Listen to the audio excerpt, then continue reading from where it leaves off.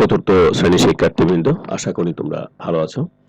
আজকে তোমাদের আমরা সৃজনশীলের যে পাঠগুলা করেছি, আজকে হচ্ছে পঞ্চম পার্ট। এর আগে আমরা চারটি পার্ট এই তোমাদের অষ্টম অধ্যায় থেকে পাঁচটি পার্ট আমরা শেষ করেছি। যদি পার্টগুলো পেতে চাও তাহলে ভিডিও ডেসক্রিপশনে যা লিঙ্ক দেখতে পারবে, অথবা তোমাদের ডান পাশে এখন যদি তোমরা একটু টাচ করো তাহলে একটা আই এর মানে গোলের ভিতরে একটা আই আছে, এখানে ক্লিক করলে দেখে নিতে পারবে, অথবা তোমরা খবরপত্র ডট এক্স ওয়াই জেড সেখান থেকেও ডাউনলোড করতে পারবে। তো শিক্ষার্থী বন্ধুরা, আজকে দেখো আমাদের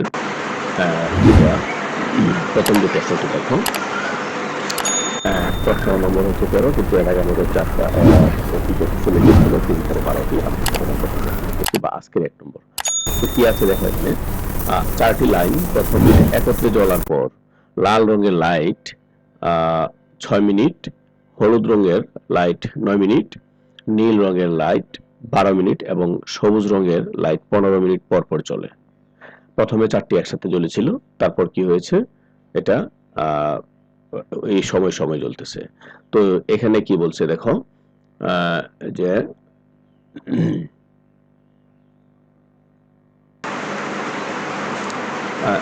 প্রশ্নটা ন্যূনতম কত মিনিট পর লাইটগুলো আবার একত্রে জ্বলবে। তাহলে আমরা জানি কি, এরকম যখন চক্রাকারে যখন বৃদ্ধি পাবে বা চক্রাকারে একটা জটিল জিনিস যখন হয়, তখন সেটা আমরা লসাগুর মাধ্যমে বের করি। তো দেখি আমাদের আজকে সমাধানটা আমরা কি করতে পারি। তাহলে এখানে কত আছে, 6, 9, 12 ও 15। তাহলে আমরা লিখলাম কি, 6, 9, 12 ও 15 মিনিট এর লসাগু হবে নির্ণেয় সময়ের পরিমাণ।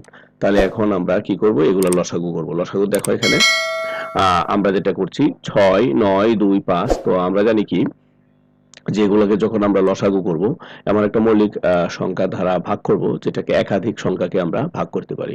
তো 2 দ্বারা 6 এবং 12কে ভাগ যাবে, তাই আমরা 2 দ্বারা দিতে পারি। তো 2 দ্বারা ভাগ দিলে কত হচ্ছে দেখো, 2 দ্বারা ভাগ দিলে, এটাকে এখন দেখবা না, এটাকে আমরা পরে নিয়ে কাজ করব। 2 দ্বারা যদি আমরা ভাগ করি, 6কে ভাগ করলে 3, 9কে ভাগ যাবে না, এই জন্য 9 থাকলো। তারপর 2 দ্বারা 12কে ভাগ করলে 6, 15কে ভাগ যাবে না। তো এখন দেখো এখানে এটাকে একটা জোড় সংখ্যা, এই জন্য এটাকে 2 দ্বারা ভাগ যাবে, এগুলাকে যাবে না, তাই আমি এখানে 3 দ্বারা ভাগ করলাম। তো 3 দ্বারা ভাগ করার পর কি হচ্ছে দেখো, 3 দ্বারা যদি আমরা এই 3কে ভাগ করি তাহলে ফলটা হবে 1, এই 9কে ভাগ করি ফলটা হবে 3, আর 6কে ভাগ করি ফলটা হবে 2, আর 15কে ভাগ করি ফলটা হবে 5। তো এটা ছিল আমাদের ইয়ের বিষয়, লসাগুর বিষয়। তো এখন আমরা যে লসাগুটা করব, লসাগুটা আমরা জানি কি, এই পাশ যেগুলো আছে এগুলোর হচ্ছে গুণফল হচ্ছে লসাগু। তো দেখো নির্ণয় লসাগু হবে কি, 2 গুণ 3, 1 যাবে না এখানে, 3 গুণ 2, তাহলে 2 গুণ 3 গুণ 2 গুণ 5, 3 দুগুণে 6, 3 6 18, 18 দুগুণে 36, আর 36 পাশে হচ্ছে 180। তাহলে সুতরাং নির্ণয় সময়ের পরিমাণ হবে 180 মিনিট। তাহলে ক নম্বর ছিল আমাদের এটাই।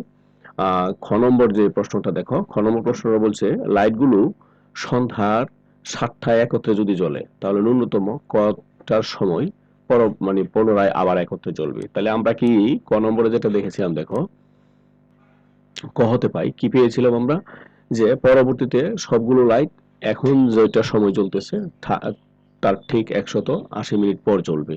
তো 180 মিনিট পর যদি জ্বলে তাহলে আমরা কি পেয়েছি, যেহেতু সন্ধ্যা 7টায় বাজার পর আবার জ্বলবে, তাহলে আবার কত মিনিট পর জ্বলবে, 180 মিনিট পর।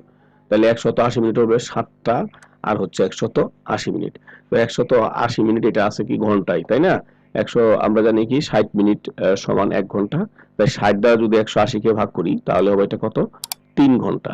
7টার পরে আরো 3 ঘন্টা পর যদি জ্বলে তাহলে কয়টায় জ্বলবে এটা, তাহলে জ্বলবে এটা 7টায়। তো সুপ্রিয় শিক্ষার্থী বন্ধুরা, এটা আমাদের ছিল 13 নম্বর।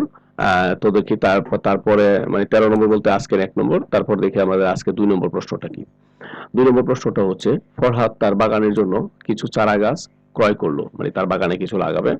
সে যদি প্রতি সারিতে, মানে একটা সারিতে 10, আর একটা সারিতে 12, আর একটা সারিতে 15টি চারা রোপণ করে, তাহলে ক নম্বর যে প্রশ্নটি বলছে, কমপক্ষে কতটি চারা গাছ রোপণ করলে প্রতি ক্ষেত্রে কোনো চারা অবশিষ্ট থাকবে না। মানে আমরা এইভাবে যে লাগাচ্ছি, মানে কতগুলো গাছ লাগানোর পরে সবগুলা লাগানো হয়ে যাবে, মানে সবগুলো সারি সমান হয়ে যাবে। তাহলে আমরা কি জানি এরকম মানে কমপক্ষে কমের পক্ষে ক্ষুদ্রতর এরকম হলে আমাদের কি করতে হয়? লসাগু করতে হয়। তাহলে আমরা এখন কি করব? দেখি আমরা সমাধান করি। সমাধান কি বলছে দেখো, 10, 12 ও 15 এর লসাগু হবে নির্ণেয় চারা গাছের পরিমাণ, মানে কতটি চারা গাছ লাগালে কোনো অবশিষ্ট থাকবে না। তাহলে এখন আমরা কি করব? এই যে আমরা লসাগু করব দেখো 10, 12, 15। তো শিক্ষার্থী বন্ধুরা, লসাগুর ক্ষেত্রে আমি কি বলেছিলাম যে আমরা যখন কি করব, আমরা যখন তোমার ভাগ করব একটা মৌলিক সংখ্যা দ্বারা, তো সেই ভাগটা হতে হবে একাধিক সংখ্যাকে। তো 2 দ্বারা দেখো, এটা জোড় সংখ্যা, এটা জোড় সংখ্যা, 2 দ্বারা 2টাকে ভাগ করা যায়। আমি 2 দ্বারা যদি ভাগ দিই তাহলে কি দাঁড়াচ্ছে দেখো, 2 দ্বারা ভাগ করলে এটা হবে 5, আর 2 দ্বারা যদি আমি 12 কে ভাগ করি হবে কত? 6। 2 দ্বারা যদি আমি 15 কে ভাগ করি হবে, এটাকে ভাগ যাবে না, তাই 15 রাখলাম। এখন দেখো এখানে 6 একটা জোড় সংখ্যা, আর এখানে 5, এখানে 15, তাহলে 3 দ্বারা 2 দ্বারা অবশ্যই ভাগ, এটাকে তুমি করতে পারবে না। তাই কি করতে হবে? 3 দ্বারা। 3 দ্বারা যদি ভাগ করি দেখো, 5 কে ভাগ যাবে না, তাই 5 এর জায়গায় 5 থাকবে। 6 কে ভাগ যাবে, তো 6 জায়গায় ভাগ গেলে কত হবে? 3 দুগুণে 6। 15 কে আমরা 3 দ্বারা ভাগ করতে পারবো। 15 কে যদি আমরা 3 দ্বারা ভাগ করতে পারি তাহলে কত হবে? 5। এখন দেখো 5, 2, 5, তার মানে 2 দ্বারা ভাগ যাবে না, 3 দ্বারা যাবে না, এখন 5 দ্বারা যাবে। 5 দ্বারা এই 5 কে যাবে 1, 2 কে ভাগ যাবে না, তাই আমরা 2 রেখে দিলাম, আর 5 কে ভাগ যাবে 5 একে 5। তাহলে এখন দেখো নির্ণয় লসাগু কি হচ্ছে? লসাগুটা হচ্ছে এই সবগুলা গুণ হবে। এখন আমরা এক এক ধারা যদি গুণ করি তাহলে একই থাকবে, তাই এক আমরা নিচ্ছি না। তাহলে 2 গুণ 3 গুণ 5 গুণ হচ্ছে 2, তাহলে 3 দুগুণে 6, 5 দুগুণে 5 6 30, আর 30 দুগুণে হচ্ছে 60। তাহলে নির্ণয় লসাগু হচ্ছে 60। সুতরাং নির্ণয় চারা গাছের পরিমাণ হচ্ছে কত? 60টি। মানে 60টি চারা গাছ লাগালে আর অবশিষ্ট থাকবে না, সবগুলা সারি পূর্ণ হয়ে যাবে। তো শিক্ষার্থী বন্ধুরা, দেখি 2 নম্বর যে প্রশ্নটা, বা এখানে দেখি আমরা, যদি প্রতি ক্ষেত্রে 2টি চারা অবশিষ্ট থাকতো তাহলে চারার সংখ্যা কত হতো?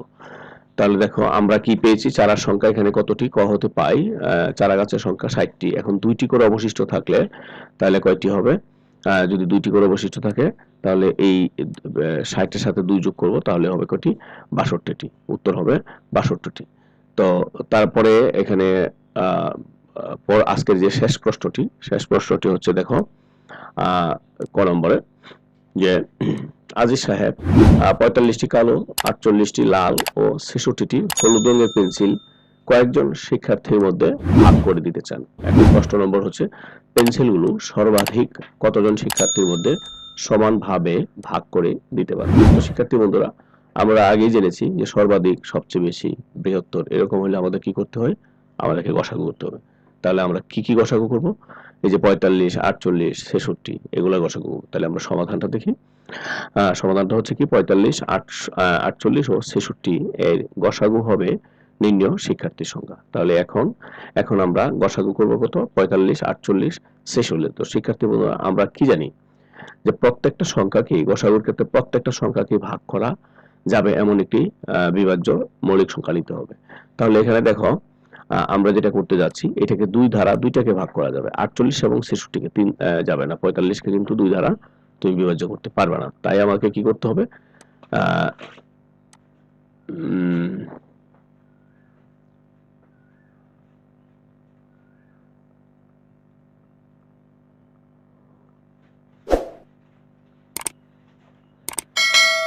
এখানে দেখো খ নম্বর প্রশ্নটা বলছে, হলুদ ও লাল ও হলুদ পেন্সিল সর্বাধিক কতজন সংখ্যাকে সমানভাবে ভাগ করে দেওয়া যাবে? তাহলে শিক্ষার্থী বন্ধুরা দেখো, এই সর্বাধিক ভাগ করে দেওয়া যাবে, তাহলে এটা কত হবে? 45, 48 এর গসাগু। তাহলে লাল ও হলুদ এখানে কত আছে? লাল আছে 48টি, হলুদ আছে 66টি, তাহলে এগুলা গসাগু হবে। এখন যদি আমরা এগুলাকে গসাগু করি, 2 দ্বারা ভাগ যাবে দেখো, 2টাই জোড় সংখ্যা, 2 দ্বারা ভাগ গেলে ফলটা কত হচ্ছে? 24, আর হচ্ছে কত? 33।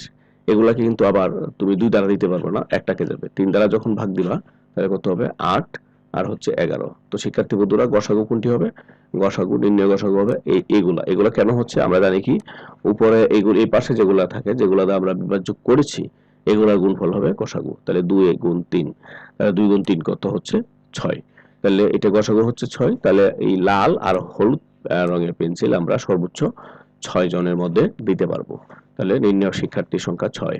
তো শিক্ষার্থী বন্ধুরা, আজকের আমাদের শেষ যে প্রশ্ন এখানে বলছে কি, যদি লাল রঙের পেন্সিল 3টি বেশি হতো তবে পেন্সিলগুলো সর্বাধিক কতজনকে সমান ভাগে ভাগ করে দেওয়া হতো। তাই শিক্ষার্থী বন্ধুরা দেখো, লাল রং আগে কত ছিল, 48টি লাল রঙের পেন্সিল, এখন 3টি বেশি হয়ে যাবে। বেশি হলে আমরা কি করব, এই লাল রঙের কয়টি আছে আমরা দেখি। সমাধান, লাল রঙের পেন্সিল 3টি বেশি হলে পেন্সিল হবে 48 যোগ 3টি, তাহলে কত হবে, 51টি। তাহলে এখন কি করতে হবে, 45, 51 আর হচ্ছে 66, এগুলোর মানে সর্বোচ্চ মানে কতজনের মধ্যে দেওয়া যাবে সর্বাধিক, তাহলে এগুলোর গসাগু করব আমরা 45, 51, 66, আর গসাগু হবে নির্ণয় শিক্ষার্থী সংখ্যা। তো দেখো আমরা কি করব, এই যে 45, 51, 66 এগুলোকে 2 দ্বারা ভাগ যাবে না, 3 দ্বারা আমরা ভাগ দিতে পারবো। 3 দ্বারা ভাগ দিলে কি হয় দেখো, 45 কে ভাগ করলে হবে 15, 51 কে ভাগ করলে হবে 17, আর 66 কে ভাগ করলে হবে এটা 22, সরি এটা 22 হবে। এটা তোমরা এই করে নিও। তো শিক্ষার্থী বন্ধুরা, আর ভাগ যাবে না, তাহলে আমরা জানি কি যা দ্বারা বিভাজ্য হয়েছে সেটাই হবে আমাদের গসাগু। তাহলে নির্ণয় গসাগু হবে 3, আর সর্বোচ্চ শিক্ষার্থীর সংখ্যা হবে 3 জন। তো এই ছিল আমাদের আজকের তোমাদের জন্য পাঠ। তো আশা করি তোমরা পাঠটা এনজয় করেছো। পরবর্তীতে আমরা আরো একটা স্টেপ নিয়ে আসবো, যেটা 16 থেকে 18 নম্বর হবে আমাদের সৃজনশীল সংখ্যা। তো সেগুলো দেখার আমন্ত্রণ জানিয়ে এখানে বিদায় নিচ্ছি। ভালো থাকবে সবাই, ধন্যবাদ সবাইকে।